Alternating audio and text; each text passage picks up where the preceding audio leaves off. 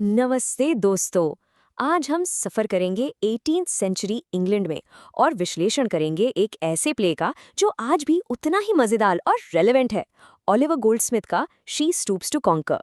ये सिर्फ एक कॉमेडी नहीं है दोस्तों, ये उस जमाने के थिएटर में एक ऐलाने जंग था।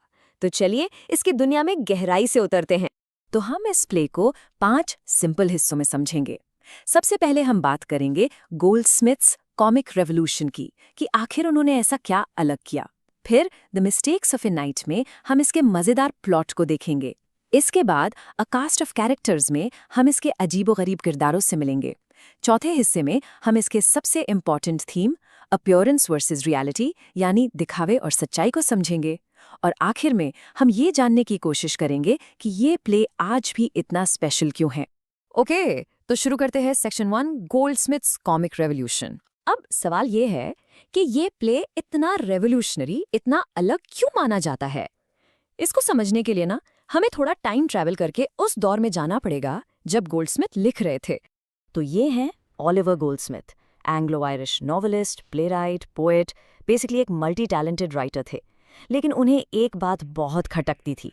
उन्हें लगता था कि उनके टाइम की जो कॉमेडी है ना, वो अजीब सी हो गई है। उसका मकसद लोगों को हंसाना नहीं बल्कि रुलाना बन गया था। और गोल्डस्मिथ इसके बिल्कुल खिलाफ थे। उनका साफ कहना था, कॉमेडी का काम हंसाना है, रुलाना नहीं। और बस यही सिंपल सी बात एक रेवोल्यूशन बन गई। अब इस स्लाइड को आराम से देखिए। ये उस वक्त की कॉमेडी की 2 अलग अलग तस्वीरें हैं। एक तरफ थी सेंटिमेंटल कॉमेडी जो उस वक्त सुपर पॉपुलर थी। इसमें क्या होता था, बहुत सारे इमोशंस, मॉरल लेसन्स, अच्छे अच्छे कैरेक्टर्स और ऑडियंस रो रही है, सीरियसली। और दूसरी तरफ है वो जिसके लिए गोल्डस्मिथ लड़ रहे थे, लाफिंग कॉमेडी। इसका फंडा बिल्कुल उल्टा था। इसमें कैरेक्टर्स परफेक्ट नहीं होते, उनमें कमियां होती हैं, वो गलतियां करते हैं और ऑडियंस उन पर हंसती है। गोल्डस्मिथ का सिंपल लॉजिक था, थिएटर में आओ तो हंसने के लिए आओ, रोने के लिए नहीं। तो यही है लाफिंग कॉमेडी। इसका एक ही मकसद था, सच्ची दिल से निकली हंसी पैदा करना। कैसे? मजेदार डायलॉग्स से, सोसाइटी पर व्यंग यानी सिटायर से, और ऐसी सिचुएशंस बनाकर जिनको देखकर हंसी आ जाए। तो गोल्डस्मिथ का गोल बिल्कुल क्लियर था, ऑडियंस को इंसान की अजीब हरकतों और कमजोरियों पर हंसाओ, उन्हें भारी भरकम मॉरल लेक्चर्स मत दो। और बिलीव मी, उस जमाने में ये कहना एक बहुत बड़ी रेवोल्यूशनरी बात थी। ओके, तो कॉन्टेक्स्ट सेट हो गया है। अब आते हैं प्ले के प्लॉट पर। Section 2 the mistakes of a night. और क्या जबरदस्त सबटाइटल है ये। सही में इस प्ले की पूरी कॉमेडी, सारा का सारा कंफ्यूजन बस एक रात की गलतियों का नतीजा है। तो चलिए देखते हैं कि उस रात आखिर हुआ क्या था। पूरी कहानी को हम आसानी से 4 हिस्सों में बांट सकते हैं। पहला, द सेटअप। सिंपल है, एक बाप मिस्टर हार्डकासल अपनी बेटी केट के लिए एक लड़का ढूंढते हैं, चार्ल्स मार्लो। सब ठीक ठाक लग रहा है। फिर आता है द कैटलिस्ट, गेम चेंजर। एक प्रैंकस्टर है, टोनी लम्पकिन। वो मार्लो को बेवकूफ बना देता है। उससे कहता है कि हार्डकासल का बड़ा सा घर असल में एक होटल है। यहाँ से शुरू होती हैं द कॉम्प्लिकेशंस। मार्लो उस घर में पहुंचता है और बेचारे मिस्टर हार्डकासल को होटल का मालिक समझकर उनसे बदतमीजी से पेश आता है। सोच कर देखिए। और आखिर में द रेजोल्यूशन। देर रात तक चले इस ड्रामे के बाद सच सामने आ ही जाता है, सारी गलतियों का पर्दाफाश होता है और एंड में 2 कपल्स की शादी पक्की हो जाती। अब इतना मजेदार प्लॉट, तो जाहिर है कैरेक्टर्स भी खास होंगे। So section 3 a cast of characters. ये लोग ही इस पूरे क्योस के पीछे हैं। तो चलिए एक एक करके इन सब से मिलते हैं और शुरुआत करते हैं हमारी हीरोइन से, केट हार्डकासल। प्ले का title she stoops to conquer actually इन्हीं के बारे में है। केट इस पॉ प्ले की सबसे स्मार्ट कैरेक्टर है फॉर श्योर। जब उसे पता चलता है कि उसका होने वाला पति मार्लो उसके अपर क्लास स्टेटस से डरता है, तो वो सिचुएशन को अपने हाथ में ले लेती है। वो स्टूप्स करती है, मतलब अपने क्लास से नीचे उतरकर एक आम बारमेड, एक नौकरानी बनने का नाटक करती है। क्यों?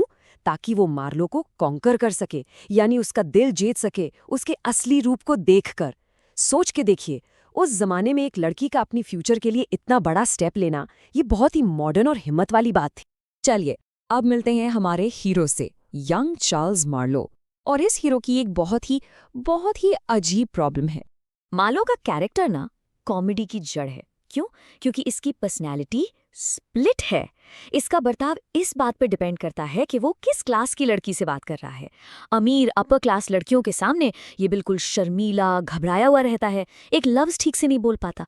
लेकिन जैसे ही कोई लोअर क्लास लड़की, जैसे कोई बारमेड सामने आती है, ये एकदम बदल जाता है। Full confident, charming, flirtatious, total opposite. तो गोल्डस्मिथ इस कैरेक्टर के थ्रू दिखा रहे हैं कि सोशल प्रेशर और दिखावा हमारे असली नेचर को कैसे छुपा देता है। और ये देखिए, मार्लो खुद अपने बारे में क्या कहता है? Among women of reputation and virtue, she is the dullest fellow possible. But among creatures of another stamp, I am the most agreeable fellow in the world. मतलब साफ है, इज्जतदार औरतों के सामने मैं एकदम बोरिंग हूँ, लेकिन बाकी तरह की औरतों के साथ मैं दुनिया का सबसे इंटरेस्टिंग इंसान हूँ। उसकी ये आधी अधूरी पर्सनालिटी ही उसकी सबसे बड़ी प्रॉब्लम। ओके, हीरो हीरोइन हो गए। अब मिलते हैं उस इंसान से जिसकी वजह से ये सारा रायता फैला। The one and only Tony Lumpkin. Tony Lumpkin, ये कैरेक्टर कमाल का है। पढ़ाई लिखाई में जीरो, अपनी माँ का लाडला, बिगड़ा हुआ लड़का। उसका ज्यादातर टाइम पब में गुजरता है, लेकिन उसके पास किताबी ज्ञान ना सही, मदर विट जरूर है। मतलब एक प्रैक्टिकल देसी स्मार्टनेस। और इसी स्मार्टनेस से वो मार्लो के साथ एक प्रैंक करता है, एक झूठ बोलता है कि ये घर एक इन है। और बस वो एक झूठ पूरे प्ले की कॉमेडी को स्टार्ट कर देता है। He is the engine of the. और आखिर में मिलते हैं घर के मालिक मिस्टर हार्डकासल से। वो एक ओल्ड स्कूल कंट्री जेंटलमैन है। उनको समझने के लिए बस उनकी ये एक लाइन ही काफ़ी है, I love everything that's old, old friends, old times, old manners, old books, old wine.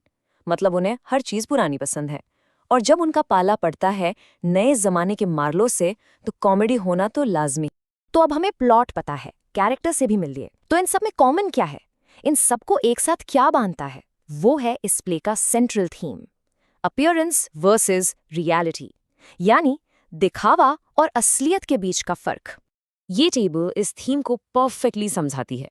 देखिए, द हाउस दिखता क्या है? एक होटल। असलियत क्या है? एक प्राइवेट घर। फिर आती है केट हार्डकासल, दिखती क्या है? एक आम सी बारमेड। असलियत क्या है? एक अमीर अपर क्लास लड़की। और फिर चार्ल्स मार्लो, दिखता क्या है? एक शर्मीला सा भोला भाला आदमी। असलियत क्या है? एक कॉन्फिडेंट बोल्ड इंसान।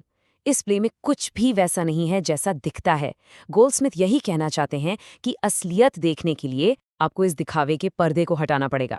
इस मेन थीम के अलावा भी कुछ और इंटरेस्टिंग आइडियाज हैं इस प्ले में, जैसे क्लास एंड सोशल स्नॉबरी, मतलब कैसे अपर क्लास लोग दिखावा करते हैं और गोल्डस्मिथ उनका मजाक उड़ाते हैं।